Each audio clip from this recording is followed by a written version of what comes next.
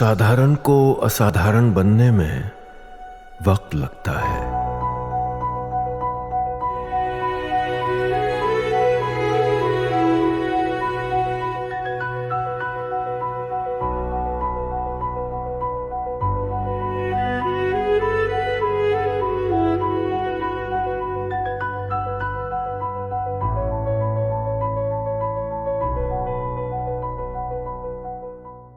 भाग गए, उनकी विदेश नीति फेल है। दूसरी तरफ बिहार के वोटर वेरिफिकेशन के मुद्दे पर दिल्ली से पटना तक बहुत हंगामा मचा।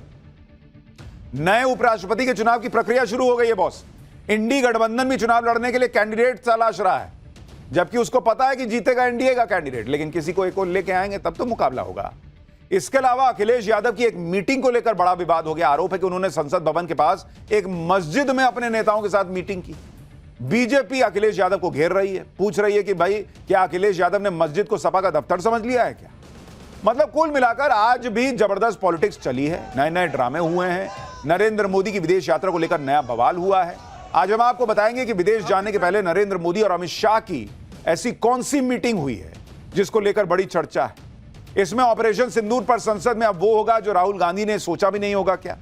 अखिलेश यादव की मस्जिद के अंदर वाली मीटिंग में क्या बवाल मचा है, क्या हंगामा मचा है, उसको लेकर बिहार में गजब हो गई है भाई, तीखी बहस नीतीश कुमार और तेजस्वी यादव के बीच। लेकिन ये पूरी सियासत आपको दिखाऊं, पहले उसका ट्रेलर तो देखिए बॉस।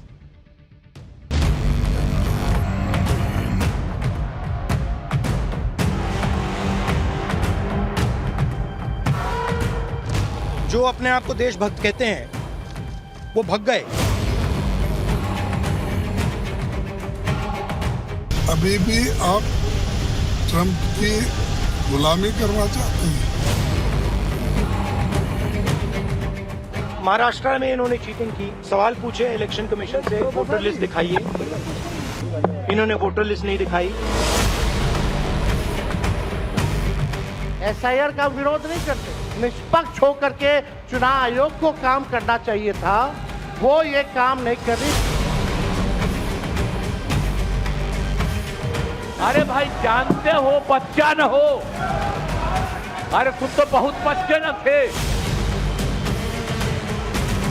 और बीजेपी के पास मशीन है कोई, अगर वोटर आईडी कार्ड नहीं है तो पता नहीं कौन सी मशीन उनके पास है कि तुरंत वोटर आईडी कार्ड बना लेते हैं। तो ये तो ट्रेलर था बॉस, दिन भर पूरी फिल्म चली है। आज संसद सत्र का तीसरा दिन है। तीसरे दिन भी ज्यादातर वक्त हंगामे में ही बीत गया। कुछ नया हुआ है तो काले कपड़े और काली पट्टी की एंट्री हुई। संसद परिसर में विपक्ष ने काला कपड़ा पहनकर प्रदर्शन किया। वोटर वेरिफिकेशन के मुद्दे पर इंडी गठबंधन की पार्टियों ने नारेबाजी की। इस प्रदर्शन के दौरान अखिलेश यादव और राहुल गांधी एक साथ आ गए। विपक्ष ने इस मौके को शक्ति प्रदर्शन में बदलने का प्रयास किया। अखिलेश यादव ने एकजुटता दिखाने के लिए राहुल गांधी को काला मफलर भी पहना दिया कि भाई तुम भी पहनो, हम भी पहने हैं, हम दोनों पहनेंगे। फिर दोनों नेता साथ में खड़े होकर बिहार में वोटर वेरिफिकेशन के खिलाफ नारेबाजी करने लगे। इस दौरान राहुल गांधी ने चुनाव आयोग पर नया बम फोड़ दिया। पहले तो राहुल गांधी महाराष्ट्र में इलेक्शन चोरी होने की बात करने लगे, फिर उन्होंने यह खुलासा किया कि कर्नाटक में भी बहुत गड़बड़ी चल रही है और उन्होंने इस गड़बड़ी को पकड़ लिया। सुनिए राहुल गांधी चुनाव आयोग को लेकर क्या नया आरोप लेकर आए। महाराष्ट्र में इन्होंने चीटिंग की, हमने सवाल पूछे इलेक्शन कमीशन से, वोटर लिस्ट दिखाइए, इन्होंने वोटर लिस्ट नहीं दिखाई। हमने कहा कि वीडियोग्राफी दिखा दीजिए, वीडियोग्राफी का कानून बदल दिया। 1 करोड़ नए वोटर्स आए थे महाराष्ट्र में और इलेक्शन चोरी किया। ठीक है, कर्नाटक में हमने रिसर्च की है थोड़ी, कर्नाटक में हमने भयंकर चोरी पकड़ी है। मैं ब्लैक एंड व्हाइट में आपको दिखाऊंगा, इलेक्शन कमीशन को दिखाऊंगा। ठीक है, और यही काम इनको पता लग गया है कि इनका जो गेम है हम समझ गए हैं। ठीक है, और अब इन्होंने क्या किया है कि अब हम बिहार का पूरा सिस्टम नए तरीके से करेंगे, वोटर डिलीट करेंगे और नए तरीके से वोटर लिस्ट लाएंगे।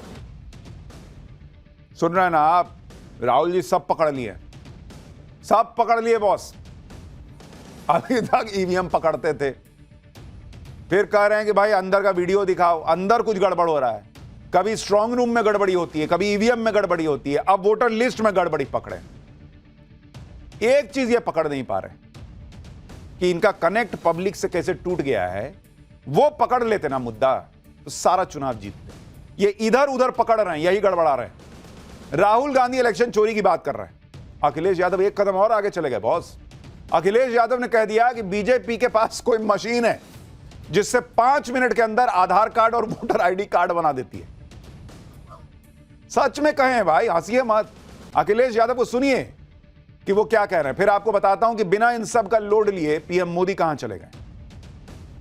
जो बिहार में हो रहा है वो कल को यूपी में होगा, बंगाल में भी होगा, क्योंकि बीजेपी जानती है कि जनता के बीच में महंगाई, बेरोजगारी के सवाल पर उनके पास जवाब नहीं है। चुनाव आयोग का काम है कि ज़्यादा से ज़्यादा वोट बने, ज़्यादा से ज़्यादा लोग वोट डालने आएँ, निष्पक्ष चुनाव हो। उत्तर प्रदेश में बाई इलेक्शन में हम लोगों ने देखा कि इलेक्शन कमीशन आंख बंद कर करके बैठा हुआ था, और बीजेपी के पास मशीन है कोई जो वो हर बूथ पे पहुंचाते हैं कि अगर आप पे आधार नहीं है तो 5 मिनट में आधार बना देते हैं बीजेपी के लोग। अगर वोटर आईडी कार्ड नहीं है तो पता नहीं कौन सी मशीन उनके पास है कि तुरंत वोटर आईडी कार्ड बना लेते हैं। तो ये कहानियां, मनोहर कहानियां चल रही हैं बॉस। कह रहे हैं अखिलेश यादव कि चुनाव आयोग का काम है ज्यादा से ज्यादा लोग वोट करें। हाँ भाई, ज्यादा से ज्यादा लोग वोट करें, पर इसका मतलब ये थोड़ी है कि बांग्लादेशियों का वोट डलवा दें, रोहिंग्याओं का वोट डलवा दें, जो मर गए हैं उनका भी वोट डलवा दें, क्योंकि ज्यादा वोट पड़ना चाहिए। कह रहे हैं 5 मिनट में आधार कार्ड बना देती है बीजेपी। तो भाई फिर आप लोग काहे खड़े होकर कह रहे हैं सुप्रीम कोर्ट में कि आधार कार्ड देखकर जो है वोटर वेरिफिकेशन होने दीजिए? फिर तो बीजेपी 5 मिनट में बना के अपना वोटर जो है वो एंट्री करा देगी। कह रहे हैं 5 मिनट में वोटर आईडी बन जाता है। कहां बनता है, हम लोग को भी दिखाइए, लेकिन चलिए मीडिया को दिखाइए कहां पोलिंग बूथ के पास 5 मिनट में वोटर आईडी बनता है। आप देखिए कि जैसे ही संसद में ऑपरेशन सिंदूर पर सरकार चर्चा को तैयार हुई, वैसे ही ये लोग बिहार में वोटर वेरिफिकेशन का नया मुद्दा ले आए, नई नई कहानियां ले आए। विपक्ष अब बिहार में वोटर वेरिफिकेशन के मुद्दे पर संसद में अंदर और बाहर हंगामा कर रहा है। आज लगातार तीसरे दिन भी संसद की कार्रवाई में जबरदस्त हंगामा हुआ। लोकसभा और राज्यसभा दोनों सदनों में विपक्ष ने बिहार में वोटर वेरिफिकेशन के मुद्दे पर चर्चा की मांग को लेकर हंगामा किया। हंगामे को शांत कराने के लिए लोकसभा स्पीकर ने विपक्षी सांसदों को खूब समझाया भी, लेकिन जब बात नहीं बनी तो वो भड़क गए। सुनिए, देखिए क्या हुआ। आपका जो आचरण है, जो व्यवहार है, वो सड़कों का आचरण व्यवहार आप संसद में कर रहे हैं। ये देश देख रहा है। आप जिस राजनीतिक दल के लोग हैं, मैं उन नेताओं से भी कहना चाहता हूं कि देश आपके सदस्यों के आचरण व्यवहार को देख रहा है। विपक्ष बिहार में वोटर वेरिफिकेशन के मुद्दे पर संसद में चर्चा की मांग कर रहा है। साथ में यह शर्त भी जोड़ रहा है कि चर्चा में पीएम मोदी होने ही चाहिए। सुनिए कांग्रेस के उपनेता लोकसभा में गौरव गोगोई ने क्या कहा। तो ये जो वोट चोरी हो रही है, ये जो वोट बंदी हो रही है, इसको लेकर हम सदन के अंदर स्पष्टता मांग करते हैं। वे प्रधानमंत्री, वे केंद्र सरकार जो चुनाव आयोग के चीफ कमिश्नर का नियुक्त करते हैं, आज वे सदन के अंदर क्यों चुप हैं? हम चाहेंगे कि सदन के अंदर प्रधानमंत्री मोदी जी आएं और एसआईआर के चर्चा पे भाग लें। इनको हर चर्चा में प्रधानमंत्री नरेंद्र मोदी होने ही चाहिए, ये वाला एक क्लॉज लगा देते हैं। क्यों? इसके पहले सदन का जो भी सत्र चलता था और देश का जो प्रधानमंत्री होते थे वो पूरे टाइम बैठे रहते थे क्या वहां पे?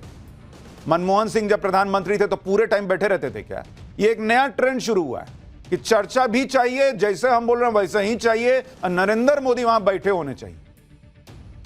जिस वोटर लिस्ट रिवीजन पर ये लोग बवाल काट रहे हैं वो काम तो आसानी से चल रहा है। दूसरी बात, वोटर लिस्ट की सफाई भी की जा रही है। अब तक बिहार में 51 लाख मतदाताओं को हटाया जा चुका है। 18 लाख इनमें से ऐसे थे जिनका निधन हो चुका। 26 लाख मतदाताओं ने अपनी विधानसभा बदल ली। 7 लाख मतदाता ऐसे हैं जिनके पास 2 जगह के वोटर कार्ड हैं।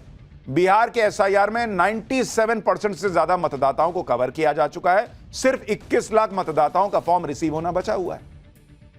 और मैं तो कह रहा हूं इसमें बवाल की वजह क्या है ये नहीं समझ में आ रहा। भाई मान लीजिए चुनाव आयोग कह रहा है कि 18 लाख लोग ऐसे हैं जो मर गए हैं तो उनका नाम हटा रहे हैं। तो भाई अगर गलत हटा रहे हैं तो आप ले आइए, फलाने आदमी को उठा के ले आइए, कहिए कि देखिए जिंदा है, इसका नाम हटा दिए, खत्म मामला। कह रहे हैं कि भाई इतने लाख लोग हैं जो दूसरी जगह शिफ्ट हो गए, यहां रह ही नहीं रहे तो उनका वोट यहां कैसे होगा? उसको उठा के ले आइए, बोलिए देखिए यही ना रह रहा है, ये लोग झूठ बोल रहे हैं। एक्सपोज कर दीजिए चुनाव आयोग को। हंगामा करने से क्या होगा बॉस? अभी 1 महीने का टाइम है कि कुछ गलत हुआ है तो उसको आप उठाइए, डीएम के पास ले जाइए, आप उस पर कहिए कि ये गलत हुआ है, उसको ठीक कर लिया जाएगा। लेकिन वोटर लिस्ट को क्लीन करने की इस प्रक्रिया को राहुल गांधी बीजेपी का गेम बताने लगे। बीजेपी ने भी जवाब दिया कि राहुल गांधी लोगों को गुमराह कर रहा है। सुनिए जरा।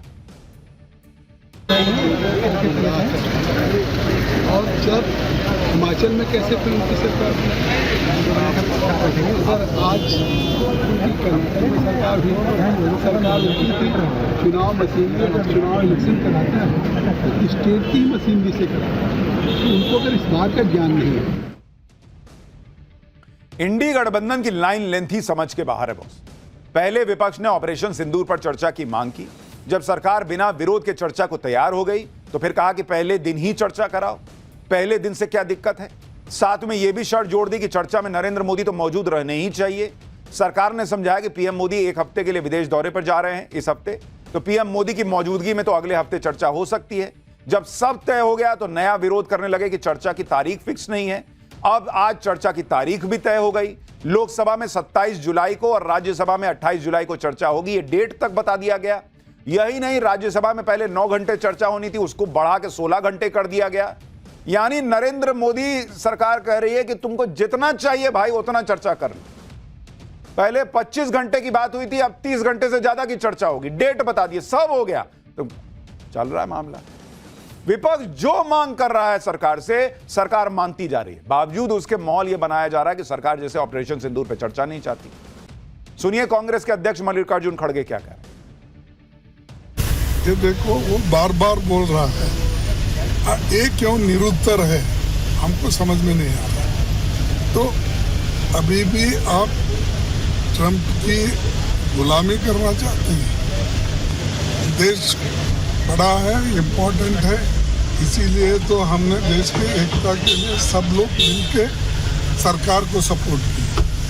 अगर हमारे को बार बार ट्रंप ये कह के अपमान करता है कि समझौता मैंने कराया, तो उसका उत्तर उन्हें देना चाहिए और वो भी डट कर बोलना चाहिए, हम खुद ने कर लिया।